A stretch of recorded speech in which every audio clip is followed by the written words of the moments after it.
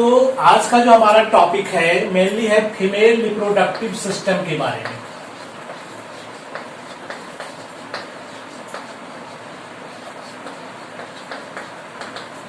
Clear है? तो जिस तरह से मेल में जो रिप्रोडक्टिव सिस्टम था उसको हम लोग लगभग 3 ग्रुप में कैटेगराइज किए थे। एक पार्ट था प्राइमरी सेक्स ऑर्गेन, दूसरा पार्ट था डक्ट सिस्टम और तीसरा पार्ट था एक्सटर्नल जेनिटलिया। क्लियर है? तो उसी तरह से यहां पर भी हम लोग फीमेल रिप्रोडक्टिव सिस्टम को 3 भागों में बांटेंगे। ठीक है?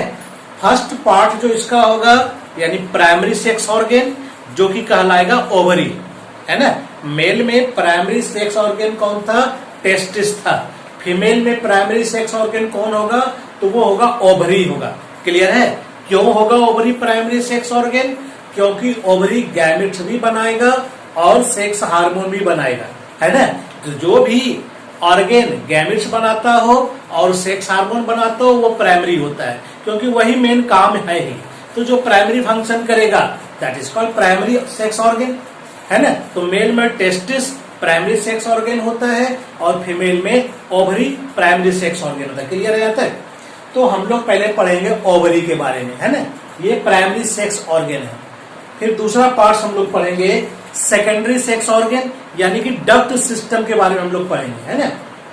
यानी सेकेंडरी 2 भागों में बांट देंगे, एक डक्ट वाला पार्ट और एक एक्सटर्नल जेनिटलिया वाला पार्ट। तो सेकेंडरी सेक्स ऑर्गेन में यहां से शुरू हो जाएगा जो कि फैलोपियन ट्यूब का पार्ट है। ये यहां से शुरू होगा फैलोपियन ट्यूब और ये पूरा का पूरा ये इधर से और उधर से फैलोपियन ट्यूब हो जाता है। 2 फैलोपियन ट्यूब हो जाएगा। फिर ये बीच वाला पार्ट यूटेरस हो जाएगा। ठीक है? ये सर्विक्स हो जाएगा, है ना। ये सर्विकल कैनाल है और यहाँ वैजिना होता है। तो चर्चा करेंगे हम लोग इस पर भी। ठीक है? तो डक्ट सिस्टम में फैलोपियन ट्यूब, यूटेरस ये आ जाता है और उसके बाद थर्ड पार्ट जो आएगा एक्सटर्नल जेनिटलिया। तो एक्सटर्नल जेनिटलिया में वैजिना होता है एंड ब्रेस्ट होता है। ये 2 चीज होता है। तो हम लोग ये सारा पार्ट एक एक करके पढ़ेंगे। आज का जो हमारा टॉपिक होगा मेनली हम लोग आज पढ़ेंगे प्राइमरी सेक्स ऑर्गेन के बारे में। तो पहले छोटा सा हम इसका भी डिटेल्स दे देते हैं, उसके बाद फिर हम लोग चलते हैं ओवरी पर, है ना। तो फीमेल रिप्रोडक्टिव सिस्टम का जो मेन पार्ट होता है वो ओवरी होता है। क्या होता है? ये ओवरी होता है, जिसका नंबर क्या होता है?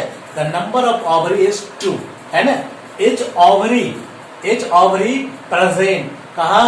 Either on the uterus. ठीक है? तो दोनों साइड में यूटेरस का जो दोनों साइड है 1 ओवरी क्या होगा? यहाँ पर प्रेजेंट रहेगा, है ना। तो इसके बाद हम लोग रिटर्न हो रहे हैं थोड़ी देर में ही। तो ओवरी का काम क्या होता है? ओवा रिलीज करना।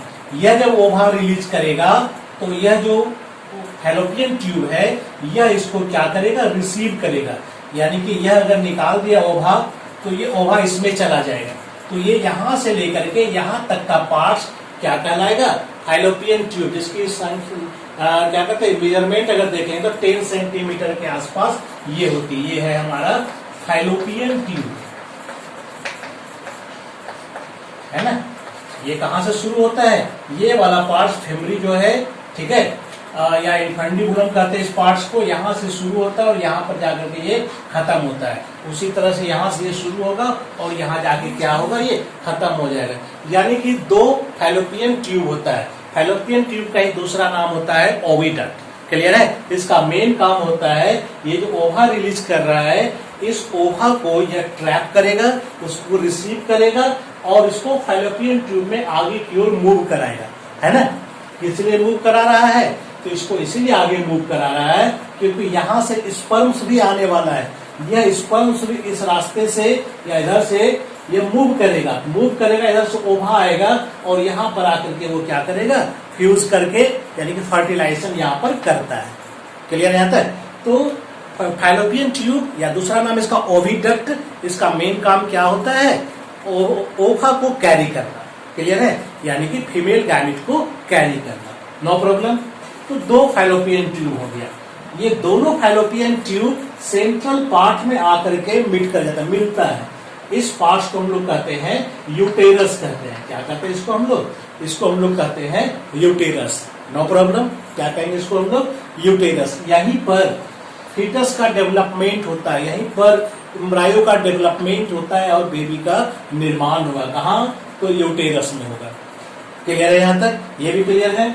उसके बाद नीचे की ओर जो एक कैनाल होता है जिसको हम लोग कहते हैं सर्विकल कैनाल, और पार्ट्स का नाम हो जाता है सर्विक्स, जो आगे की ओर जाके वेजिना में खुलता है, जिसको हम लोग बर्थ कैनाल भी कहते हैं। इसी के द्वारा बच्चे का जन्म होता है, इसलिए इसका नाम बर्थ कैनाल भी है। तो ये हम लोग पढ़ेंगे एक्सटर्नल जेनिटेलिया में। क्लियर है? यहाँ हम लोग पढ़ेंगे vaginal opening, urinal opening, hymen झिल्ली के बारे में, ठीक है, लेबिया मेजोरा के बारे में, है ना, लेबिया माइनोरा होता है, मॉन्स प्यूबिस होता है, और ये दो ग्लैंड होता है यहाँ पर, बर्थोलिन ग्लैंड। तो इस जगह यहाँ पर ये सब पाया जाता है। ये म्यूकस सेक्रेट करता है, जो मेल में कॉपर्स ग्लैंड होता है उसी का ये होमोलोगस होता है, ये बर्थोलिन ग्लैंड। तो यह सब की चर्चा होने वाली है, सारे के बारे में हम लोग फिर से डिटेल्स चलेंगे, है ना। वेजिना के बारे में हम लोग चलेंगे, यूटेरस भी, फैलोपियन ट्यूब भी। आज का हमारा जो टॉपिक है वो मेनली हमारा ओवरी है। तो ओवरी का हम लोग आज एक्सटर्नली भी देखते हैं और इंटरनली भी देखते हैं। क्लियर है यहाँ तक? तो नंबर ऑफ ओवरी क्या होता है? तो ओवरी का नंबर होता है 2 होता है ना।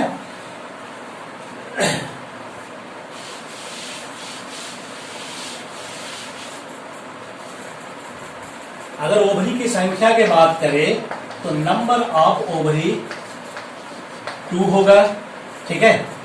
इसका शेप जो मिलता जुलता होता है वो आलमंड शेप से मिलता जुलता होता है। व्हाइट पिंक कलर का हो सकता है, हल्का ग्रीस कलर का, तो कलर कोई डिफरेंट नहीं है, ठीक है।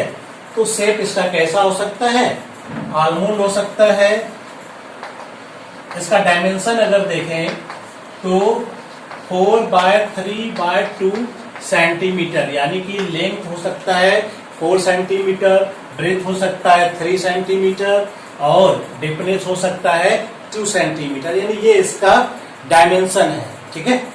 No problem. तो ये मोटा मोटी ओवरी का एक्सटर्नल पार्ट्स का डिस्क्रिप्शन हो गया। कहां पर ये पाया जाता है? तो ये पाया जाता है जो एब्डोमिनल कैविटी है, एब्डोमिनल कैविटी, ठीक है, या पेरिटोनियल कैविटी, जो नीचे का पार्ट होता है एब्डोमेन का, वहां पर यूटेरस के दोनों ओर एक एक ओवरी पाया जाता है। कैसे पाया जाता है ये देखते हैं। यहाँ पर ये जानने लायक बात है।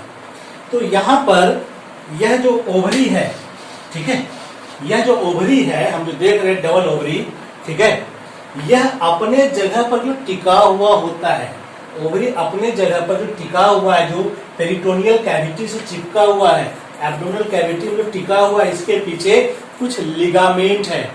मेनली 3 लिगामेंट की चर्चा होती है यहाँ पर, है ना। कितने लिगामेंट की चर्चा होगी? 3 लिगामेंट का मेनली चर्चा होता है।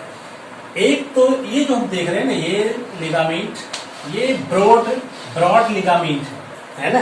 ये क्या है? एक ब्रॉड लिगामेंट है जो यूटेरस से जुटा हुआ रहता है। इसको यूटेराइन लिगामेंट भी कहते हैं, ठीक है। और इसका नाम जो स्पेशली नाम दिया गया है मेसोवेरियम, है ना, मेसोवेरियम, ये इसका नाम होता है इस लिगामेंट का। इस लिगामेंट के सहारे ये क्या है? यहाँ पर टिका, यानी ये जो ब्रॉड लिगामेंट है, ब्रॉड लिगामेंट के बारे में प्राय एग्जाम में आता है ना। तो इसको याद रखना है, कौन सा लिगामेंट है? मेसोवेरियम। क्लियर है? तो मेसोवेरियम एक ब्रॉड लिगामेंट हो गया जिसके सहारे ओवरी अपने जगह पर टिका हुआ है। ओके, इसके अलावे, ठीक है, इस जगह जो होता है यूटेरस से जुटा हुआ, ठीक है, ओवरी से जुटा हुआ ये जो पार्ट्स है, ये लिगामेंट, इसको हम लोग कहते हैं ओवरियन लिगामेंट, है ना। क्या कहते हैं इसको हम लोग? इसको हम लोग कह सकते हैं ओवेरियन लिगामेंट, ठीक है। और यह जो है इस मेसोवेरियम के सरफेस से होते हुए जो बैक साइड से जुटा रहता है, यानी यहाँ पर भी एक लिगामेंट इसके पोस्टीरियर साइड में है, जिसको हम लोग कह सकते हैं सस्पेंसरी लिगामेंट। तो हम लोगों ने देखा 3 लिगामेंट है यहाँ पर, एक मेसोवेरियम, एक सस्पेंसरी लिगामेंट और एक ओवेरियन लिगामेंट। क्लियर है? हम लोग यहाँ पर आज मेनली पढ़ रहे हैं ओवरी के बारे में डिटेल्स, ठीक है। तो ओवरी की संख्या 2 हो गई है, ठीक है। लंबाई चौड़ाई ऊंचाई सारा चीज मैंने बता ही दिया है, शेप बता दिया, तो ये सब कोई वैल्यू नहीं है। मेनली हम लोग आते हैं ये अपने पोजीशन पर जो टिका हुआ जो पेरिटोनियल कैविटी में, ये जो कैविटी होता है जो पीछे चिपका हुआ रहता है, ठीक है, that is called peritoneal cavity, ठीक है। इस कैविटी से यह ओवरी जुटा हुआ है ना। तो ओवरी अपने जगह पर जो स्टेबल है, किस कारण से ओवरी अपनी जगह पर स्टेबल है, तो इसके पीछे कारण है कुछ लिगामेंट्स। तो मेनली 3 लिगामेंट्स है जो इस काम में हेल्प कर रहा है। कौन कौन सा लिगामेंट हुआ? एक ब्रॉड लिगामेंट है जिसको हम लोग कहेंगे मेसोवेरियम, ठीक है, सस्पेंसरी लिगामेंट और ओवेरियन लिगामेंट। ये 3 प्रकार का लिगामेंट है जो इस काम में हेल्प करता है। तो ये हुआ हमारा लिगामेंट की चर्चा। आगे बढ़ते हैं हम लोग।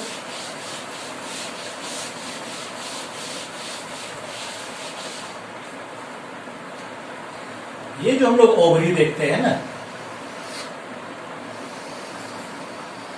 ये ओवरी है, ठीक है। मान लेते हैं इस तरह का ओवरी है, वैसे लंबा ऐसा बनता है। तो ओवरी में क्या क्या पाया जाता है इसकी हम लोग चर्चा करते हैं, है ना।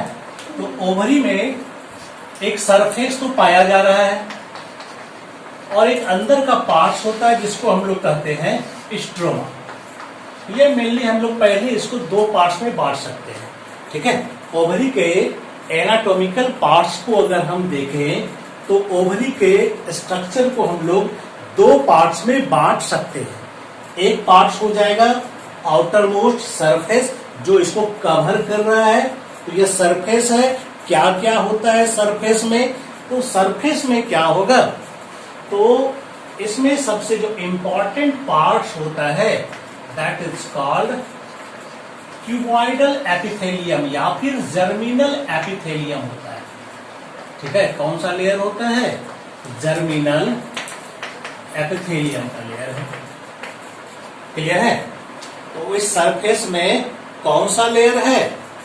तो जर्मिनल एपिथेलियम नाम का एक लेयर यहां पर पाया जाता है।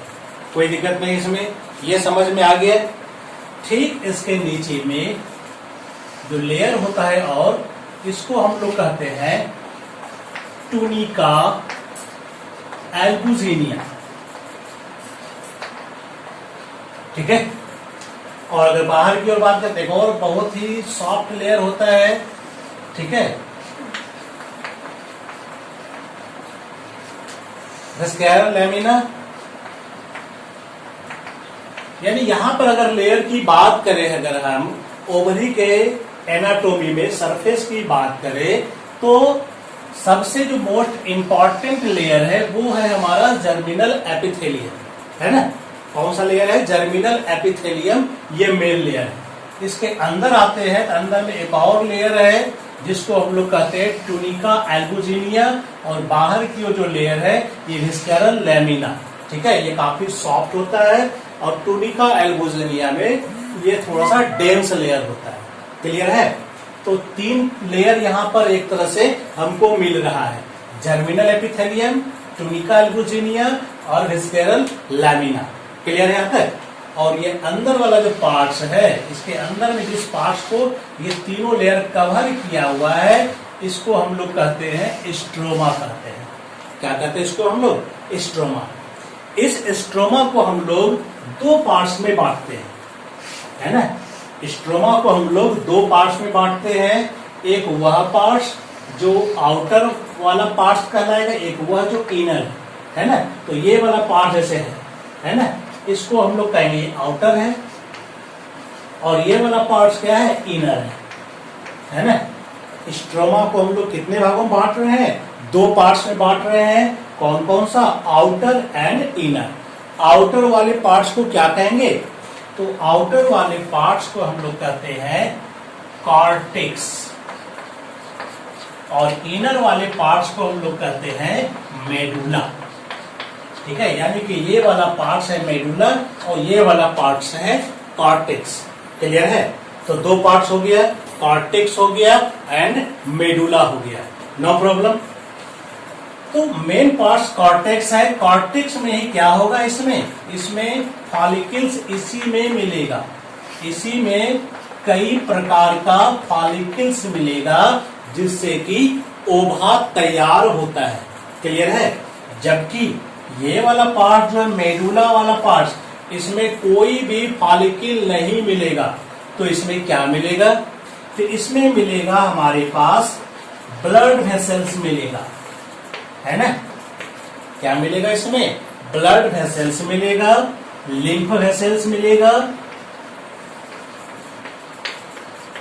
नर्व्स मिलेगा। तो यही सब मिलेगा। ऐसा नहीं तीसरा पार्ट इसमें नहीं है, इसमें भी मौजूद है। ठीक है।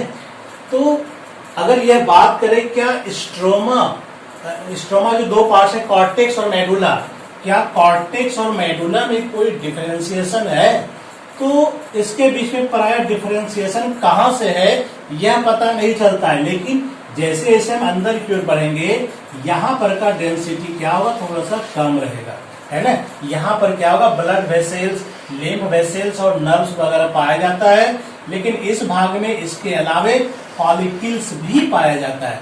यानी कि कॉर्टेक्स क्या है, मेडुला से किस मामले में डिफरेंस है, तो पहला तो डेंस के मामले में डेंसिटी इसकी ज्यादा होती है और इसमें फॉलिकुलर सेल पाया जाता है ना। इसी से ग्राफियन फॉलिकल, सेकेंडरी फॉलिकल, है ना, ये सब तैयार होगा और उससे ओभा तैयार होगा। यानी ये जो फॉलिकुलर सेल देख रहे हैं, यही क्या करता है, ओभा को रिलीज करता है। क्लियर है यहाँ तक। तो ये मेनली ओवरी का पार्ट्स हो गया। क्लियर है। तो ओवरी में क्या क्या स्ट्रक्चर हम लोगों ने देखा, तो ओवरी में हम लोग देख रहे हैं क्या चीज, कि एक सरफेस होता है। सरफेस में मेनली कौन सा लेयर है, जर्मिनल एपिथेलियम, जिसके आउटर पार्ट में विस्केरल लेयर होता है, लेकिन इनर पार्ट्स में डेंसिटी वाला लेयर है, हाइयर डेंसिटी वाला लेयर, जिसको हम लोग कहते हैं टूनिका एल्बुजिनिया, है ना। तो ये कवर के बाद अंदर में जो सबस्टांस मौजूद है, इस सबस्टांस को हम लोग कहते हैं स्ट्रोमा कहते हैं। क्या कहते हैं इसको हम लोग, स्ट्रोमा कहते हैं। और स्ट्रोमा को हम लोग दो भागों में बांट रहे हैं, एक आउटर वाला पार्ट्स और एक इनर वाला पार्ट्स। वैसे दोनों में कोई ज्यादा डिफरेंस नहीं होता है। आउटर वाला पार्ट्स को हम लोग कहते हैं मेडुला कहते हैं, नहीं, आउटर वाला पार्ट्स को हम लोग कॉर्टेक्स कहते हैं और इनर वाले भाग को हम लोग मेडुला कहते हैं। ठीक है। कॉर्टेक्स वाले भाग में फॉलिकल्स होते हैं, इसके अलावे अदर सेल्स वगैरह सब भी पाया जाएगा, कनेक्टिव टिश्यू पाया जाएगा, ब्लड कैपिलरी सब पाया जाएगा। मेडुला में फॉलिकुलर सेल नहीं पाया जाता है। इसमें सिर्फ और सिर्फ blood vessels, lymph vessels, nerves, यही सब चीज इसमें पाया जाता है। ये दोनों में मेनली मेन डिफरेंस है। क्लियर है यहाँ तक। अब हम लोग चलते हैं थोड़ा सा इसका और इंटरनली पार्ट्स के बारे में। ठीक है, कि कैसे इसमें डेवलपमेंट होता है सारा फॉलिकल्स, ये हम इसी में चर्चा कर देते हैं ताकि oogenesis में फिर हमको वो पढ़ाना नहीं पड़े। तो oogenesis अच्छे से समझ में आएगा। क्लियर है। तो उसका स्ट्रक्चर हम लोग लेकर के चलते हैं। ठीक है।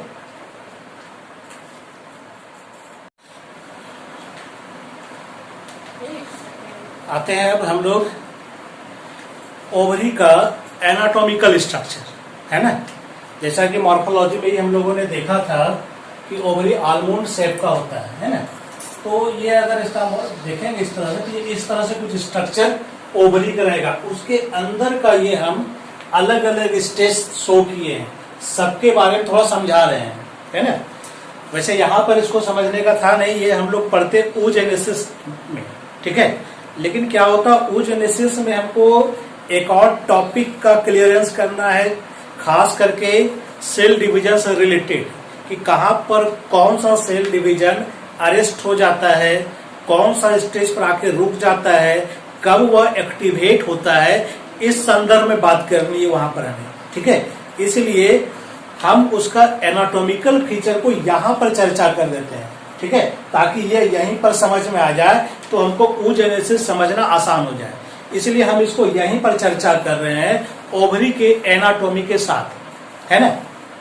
ओवरी का मॉर्फोलॉजी हो गया, कहीं कोई दिक्कत नहीं है। उसका पोजीशन भी हम लोगों ने समझ लिया। ठीक है। एनाटॉमी में अगर आते हैं तो एनाटॉमी से आता भी, एग्जाम में भी आएगा, बोर्ड के एग्जाम में पिक्चर आता है, आपके एनसीईआरटी में पिक्चर बना होगा, इसमें सारा स्टेज दिखाया गया होगा। तो इसी स्टेज को लेकर के हम यहाँ पर चर्चा कर रहे हैं ना। तो चूंकि ओवरी का जो मेन काम है, ठीक है, ओवरी का जो मेन फंक्शन है वो है फीमेल गैमिट ओवा का प्रोडक्शन और female sex hormone oestrogen and progesterone hormone का सेक्रेशन। यह मेन वर्क होता है। क्लियर है? तो कब और कैसे ये सारा प्रोसेस होता है इसकी कहानी हम लोग देखते हैं, है ना। तो शुरुआत जो होती है ओवा बनने की, ओवरी में ओवा बनता है, तो कहां से इसकी शुरुआत होती है? तो शुरुआत होती है इसका प्रीमॉर्डियल सेल से। कहां से शुरुआत होगी? प्रीमॉर्डियल सेल से। कहां है ये प्रीमॉर्डियल सेल? तो यह प्रीमॉर्डियल सेल जो है यह एम्ब्रायनिक स्टेज में है, ठीक है। यानी कि ये जो ओवा बनने का प्रोसेस होता है वह कहां से शुरू हो चुका है?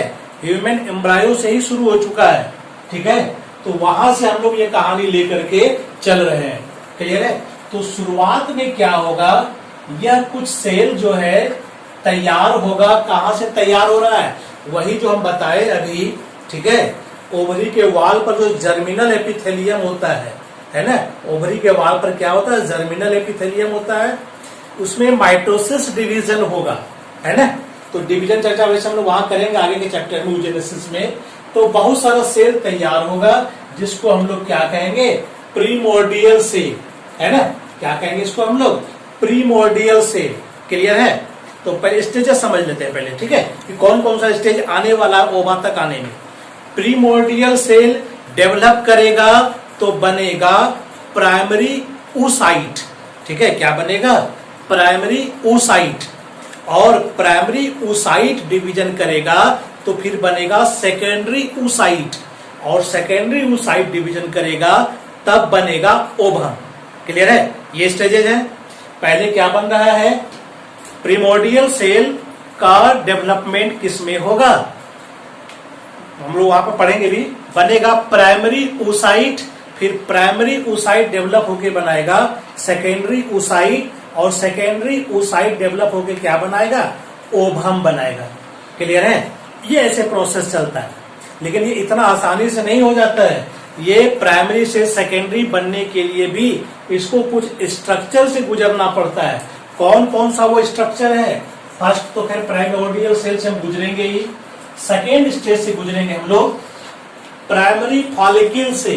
कौन सा स्ट्रक्चर आएगा? प्राइमरी फॉलिकल विथ यूनिलैमिनर, ठीक है।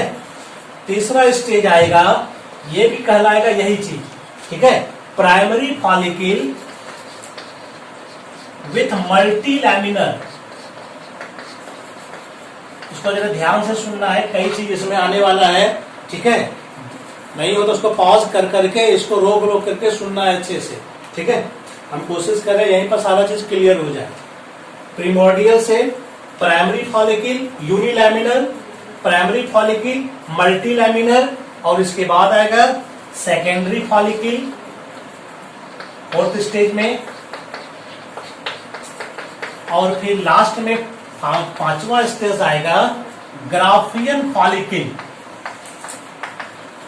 है ना। तो 5 स्टेज आ रहा है यहां पर, ठीक है। ओवरी के अंदर हमको 5 स्टेज का डेवलपमेंट देखने के लिए मिलेगा, ठीक है। कौन कौन सा? एक मिलता है हमें प्रीमोर्डियल सेल जो एम्ब्रायनिक स्टेज में ही देखने के लिए मिलेगा। दूसरा स्टेज हमको मिलेगा, दूसरा स्टेज मिलेगा प्राइमरी फॉलिकल का, ठीक है। यह भी हमको मिलेगा वही एम्ब्रायनिक स्टेज में ही लगभग मिलता है। उसके बाद जब शुरू होगा तब आगे कहानी शुरू होती है, सेकेंडरी फॉलिकल का मिलेगा और फिर ग्राफियन फॉलिकल का मिलेगा। तो ये स्टेजेज है डेवलपमेंट का।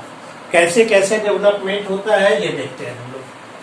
तो जब ह्यूमन एम्ब्रायो के रूप में रहेगा उसी दौरान लगभग 2 लाख से लेकर के लगभग 20 लाख तक का ये प्राइमरी oocyte बनता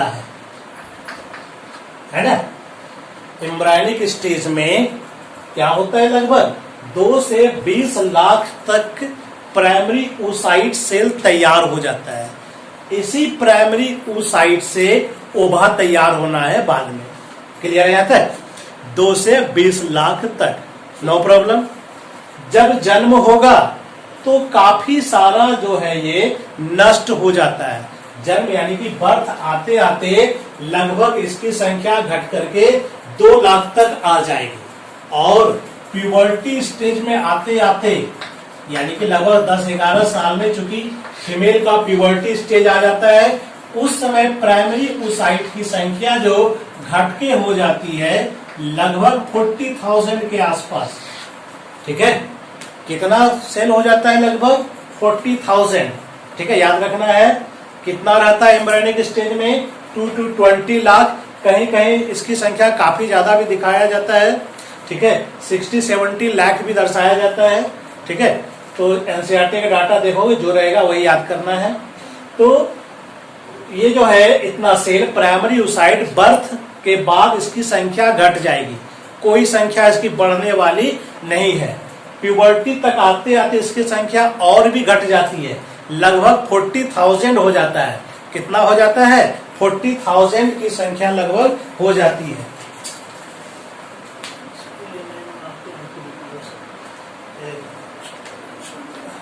हाँ, तो क्या होता है इसमें? प्राइमरी फॉलिकल की संख्या, प्राइमरी oocyte की संख्या लगभग 40,000 आ जाती है। कहां पर? प्यूबर्टी से। इसी 40,000 से हर महीने एक एक ओभा तैयार होगा मेंस्ट्रुअल साइकिल के दौरान। ठीक है, लेकिन ये सारे का नहीं होता है, लगभग 400 के आसपास ही ओभा तैयार होगा। क्योंकि सब दिन ओभा तैयार नहीं होता है, लगभग 45 इयर्स तक ही होता है।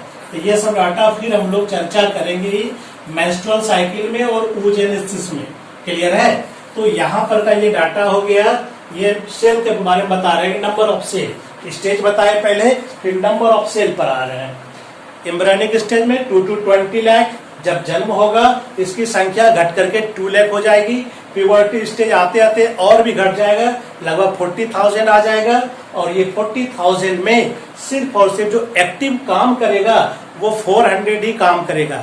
यानी कि हर महीने में एक ओभा तैयार होता है, यानी एक साल में लगभग 12 ओभा तैयार होगा।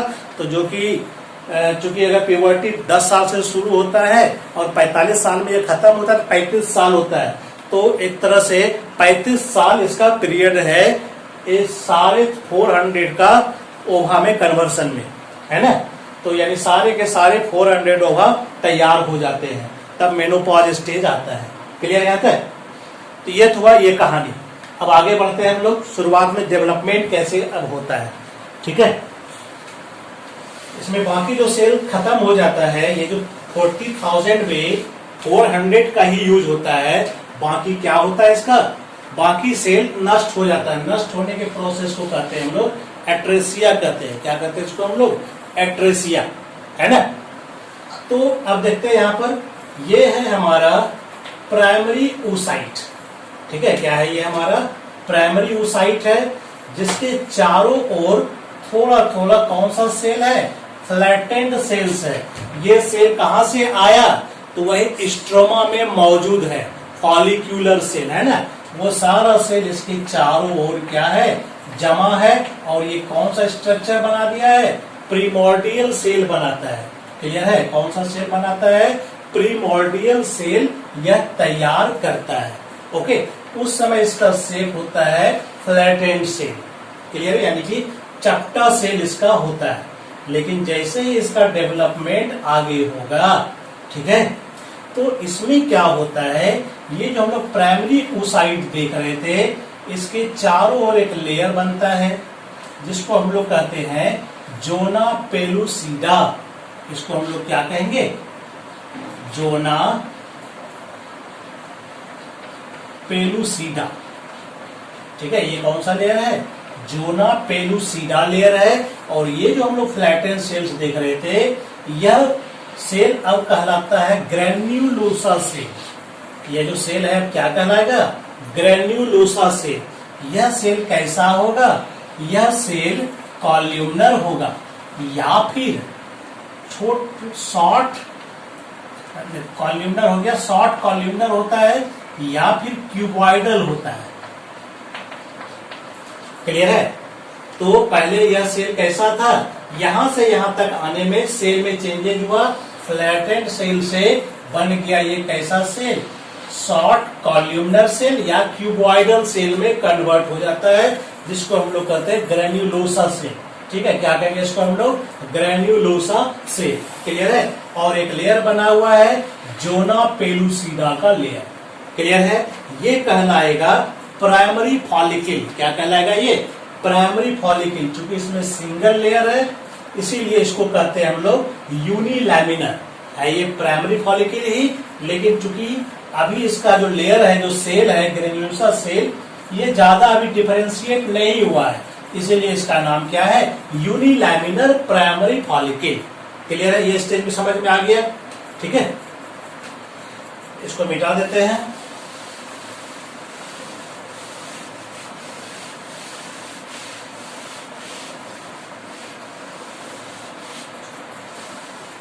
आगे बढ़ते हैं। यहां पर अब क्या होता है, ये प्राइमरी फॉलिकल के चारों तरफ जो अभी लेयर था, है ना, प्राइमरी फॉलिकल के चारों तरफ जो लेयर था ग्रेन्युलोसा सेल का, ये अब कई लेयर का बन जाएगा। क्या हुआ, ये कई लेयर का बन जाएगा, मल्टी लेयर्ड हो जाएगा। अब इसका नाम हो जाएगा मेम्ब्रेनस ग्रेन्युलोसा। अभी तक था ये क्या चीज, ग्रेन्युलोसा सेल के रूप में था, सिंगल लेयर के रूप में था, है ना। अब क्या होगा, ये मल्टी लेयर के रूप में हो जाएगा। इसको हम लोग क्या कहेंगे, मेम्ब्रेनस ग्रेन्युलोसा।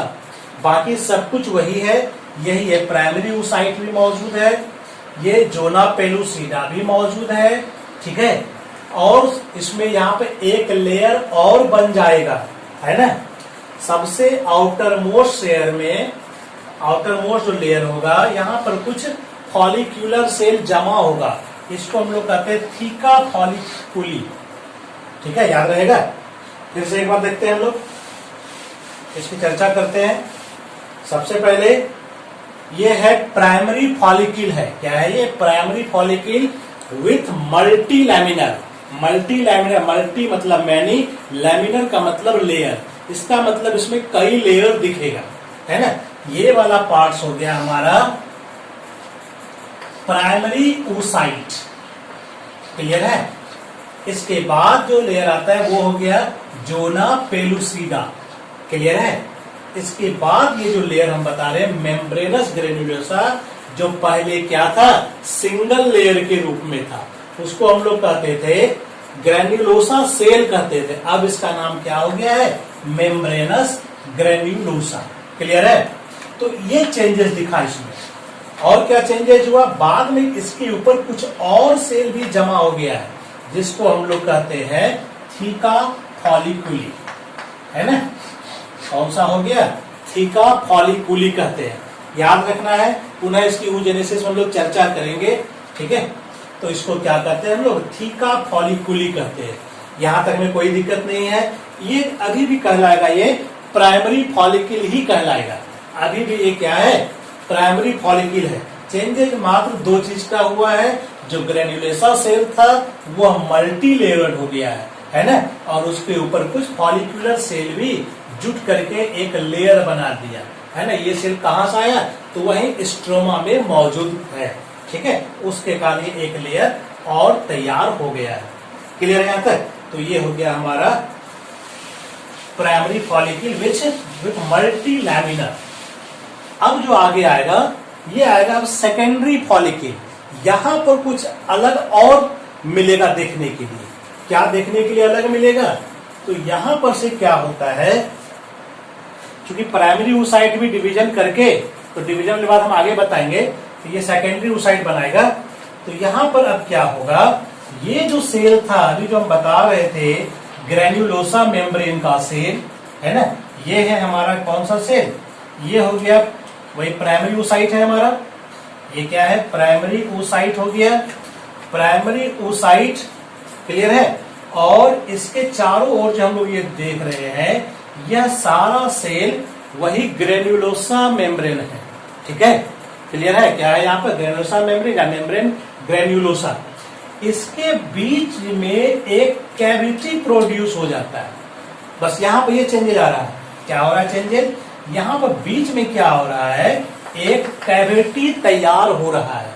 इस कैविटी को हम लोग कहते हैं एंट्रम। क्या कहेंगे इसको हम लोग? एंट्रम कहते हैं। No problem. इस कैविटी क्या कहेंगे? एंट्रम कहते हैं। और ये जो सेल देख रहे हैं, यहां से एक फ्लूइड सेक्रीट होता है। ठीक है, यहां से क्या होता है? एक एंट्रम फ्लूइड सेक्रीट होता है जो इसमें जमा होगा। क्लियर है यहां तक? तो ये हमारा तैयार हो गया। ये कौन सा लेयर हो गया? ग्रेन्युलोसा का लेयर है ये। तो ये यहाँ पर बीच में एक कैविटी बना दिया। ओके यहां तक? उसके बाद क्या होगा? ये यहाँ पर आगे चलते हैं। ये जो बाहर में हमने अभी देखा था थीका फॉलिकुलरिस, तो यह दो लेयर में डिफरेंशिएट हो जाता है ना? ये जो है दो लेयर में डिफरेंशिएट हो जाता है। कौन सा? जो सबसे बाहर में फॉलिकुलर सेल से बना है, थीका फोकिलरिस, है ना, जिसको हम लोग क्या कहते हैं?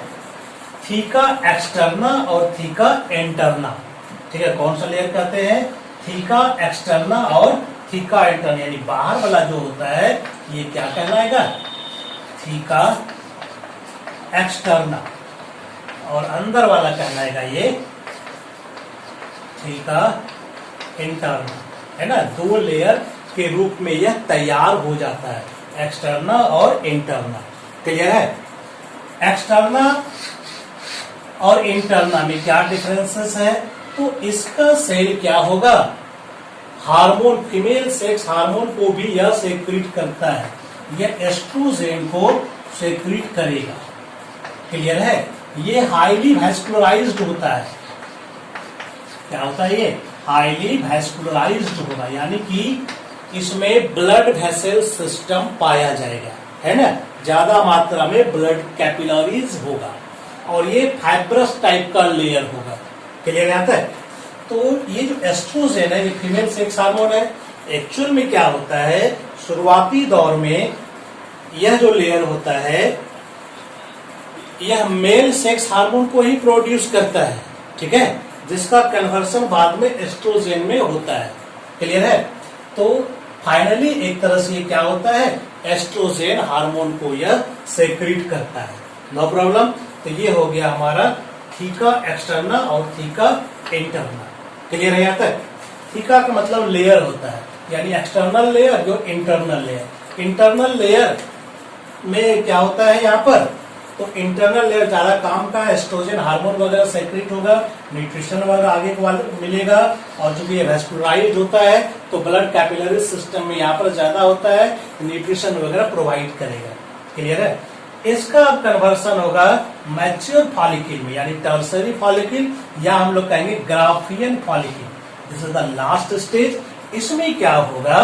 यहाँ पर थोड़ा सा डिफरेंसेस होगा। ये है हमारा पार्ट वही प्राइमरी oocyte, लेकिन अब इसका नाम हो जाएगा सेकेंडरी oocyte, है ना? क्योंकि ये डिवीजन कर चुका है एक डिवीजन, इसको हम लोग कहते हैं सेकेंडरी oocyte। क्लियर है? इसके चारों ओर का ये जो लेयर होता है, दिस लेयर, वैसे ये जो है यहाँ से यहाँ तक का लेयर जो है, पहले क्या था? यहाँ से यहाँ तक का जो लेयर था पिछले वाले में, वह कौन सा लेयर था? वही मेम्ब्रेनस ग्रेन्युलोसा, है ना? उसी में ये कैविटी बना था। ये कैविटी और भी ज्यादा बड़ा हो गया है, जिसमें कि फ्लूइड भर गया है। क्लियर है? तो इसी मेम्ब्रेनस ग्रेन्युलोसा का जो इनर मोस्ट लेयर होता है, ठीक है, इसको हम लोग कहेंगे कम्यूलस ऊफोरस। ठीक है, इसको हम लोग क्या, ये वाला पार्ट्स जो बच गया है, जो इस दोनों बीच में गैपिंग कर दिया है, तो अब क्या होगा? इसका इंटरनल लेयर ये हो गया, इसका नाम हो जाता है कम्यूलस ऊफोरस हो जाता है।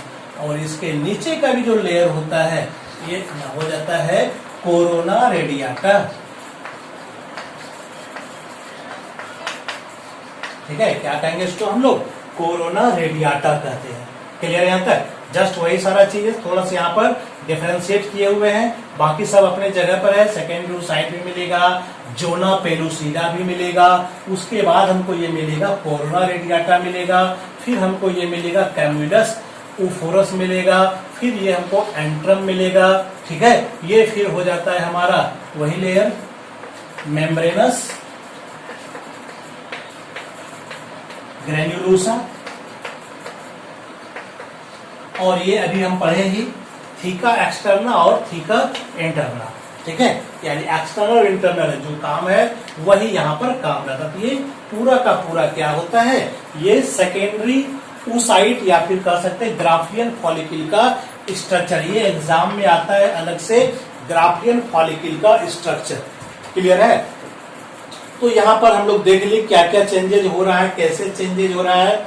इस पर हमने अभी हार्मोन सबका चर्चा नहीं किया है, सेल डिवीजन का चर्चा नहीं किया है। तो सेल डिवीजन की चर्चा oogenesis में और हार्मोन की चर्चा हम लोग करेंगे मेंस्ट्रुअल साइकिल में। तो सबके लिए अलग अलग बांध के रखे हुए हैं ताकि समझ में आ जाए। यहाँ पर हम लोग सिर्फ और सिर्फ जो चर्चा कर रहे हैं वो सेल्स के बारे में, लेयर के बारे में, और सिर्फ स्ट्रक्चर में जो नाम आ रहा है उसकी सिर्फ हम लोग को चर्चा करना है। क्लियर है यहाँ तक। ये इतना हो जाने के बाद, ठीक है, इसका जो फॉलिक्यूलर सेल है, ठीक है, यानी कि जब ये ग्राफियन फॉलिकल मैच्योर हो जाता है, LH हार्मोन का लेवल ज्यादा हो जाता है, तब मेंस्ट्रुअल साइकिल के 14वें दिन क्या होता है, इस सेकेंडरी oocyte का इस ओवरी से रिलीज हो जाता है, जिसको हम लोग कहते हैं ओव्यूलेशन कहते हैं। ओव्यूलेशन के बाद क्या होगा, तो ये जो फॉलिक्यूलर सेल्स वगैरह है इसका कन्वर्सन हो जाएगा एक स्पेशल सेल में, जिसको कहेंगे हम लोग लुटेइन। कौन सा सेल कहेंगे इसको हम लोग, लुटेइन सेल। इसके अंदर क्या होता है, ठीक है, इसके अंदर येलो कलर का ग्रैन्यूल्स पाया जाता है। यह क्या करेगा, यह प्रोजेस्टेरॉन नामक हार्मोन को सेक्रेट करेगा। क्लियर है। थोड़ा सा और बताते हैं इसके बारे में।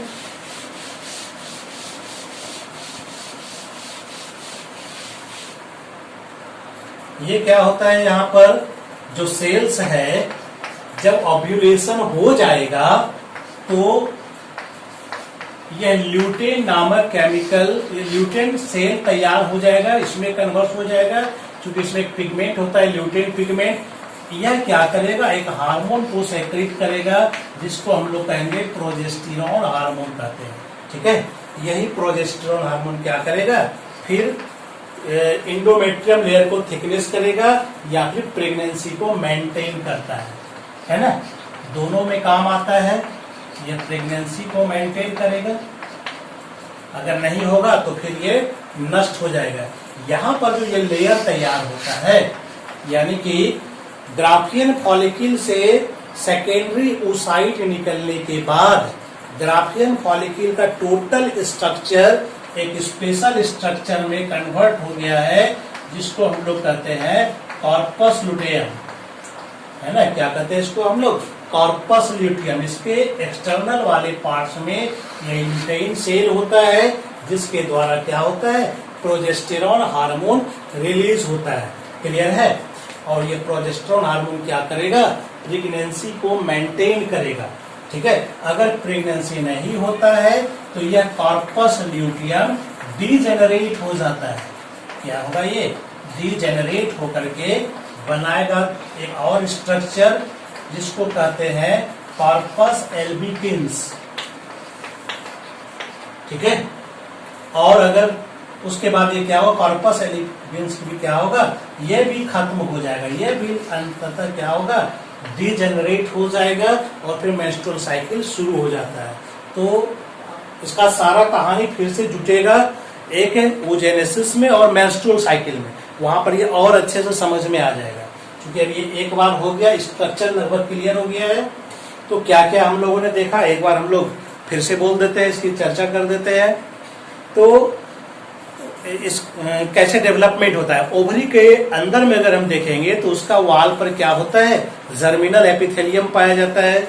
उस जर्मिनल एपिथेलियम से ही प्रीमोर्डियल सेल तैयार होता है। ठीक है, यह प्रीमोर्डियल सेल क्या होता है, पहले प्राइमरी oocyte में कन्वर्ट होगा, जिसके चारों ओर कुछ सेल्स, फ्लैटेंड सेल्स जमा होता है।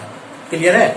अगले स्टेज में क्या होगा, यह फ्लैटेंड सेल्स कन्वर्ट हो जाएगा क्यूबॉइडल या फिर शॉर्ट कॉल्यूमनर सेल में, जिसको हम लोग कहते हैं ग्रेन्युलोसा सेल। और पूरा स्ट्रक्चर का नाम हो जाता है, क्या हो जाता है, प्राइमरी प्रीमोर्डियल क्या कहते हैं, प्राइमरी फॉलिकल कहलाता है। ठीक है, जब सेल आ जाएगा उसमें ग्रेन्युलस सेल। ठीक है, इसके बाद क्या होगा, ग्रेन्युलोसा सेल्स में और भी सेल वहां जम करके वो लेयर बनाएगा, मल्टी लेयर, जिसको हम लोग कहेंगे मेम्ब्रेन ग्रेन्युलोसा। क्लियर है, क्या बनेगा, मेम्ब्रेन ग्रेन्युलोसा। क्लियर है, तो यह कहलाएगा primary follicle with multi layer, यानी कि मल्टी लैमिनर स्ट्रक्चर यहां पर तैयार हो जाता है। फिर प्राइमरी फॉलिकल का कन्वर्सन होगा सेकेंडरी फॉलिकल में, तो वहां पर एंट्रम नामक कैविटी बनती है, और जो आउटर मोस्ट लेयर था उसका कन्वर्सन दो रूपों में होता है, एक थीका एक्सटर्ना और थीका इंटरना, है ना। अगले स्टेज में हम लोग देखते हैं वहां पर सेकेंडरी ओसाइट भी तैयार होता है, ओसाइट की चारों कोरोना रेडियाटा भी बनता है, एंट्रम कैविटी भी वेल डेवलप्ड हो जाता है। ठीक है, थीका एक्सटर्ना थीका इंटरना भी रहेगा, और ओव्यूलेशन उससे हो जाता है, यानी सेकेंडरी ओसाइट उससे निकलेगा। उसके बाद ग्राफियन फॉलिकल का कन्वर्सन कॉर्पस ल्यूटियम में होता है, फिर उसका कन्वर्सन कॉर्पस एल्बिकिंस में होता है। तो ये हमारा स्टेजेज है। क्लियर है, एनाटॉमिकल पार्ट। फिर से इसकी चर्चा होगी अगले टॉपिक में, तो तब तक लेकिन इसको अच्छे से बार बार रोक करके इस वीडियो को देखना है। ठीक है, क्लियर है, और नोट्स के साथ मिलाते हुए चलना है। क्लियर है, नोट्स भी दे देते हैं। चलिए बाय।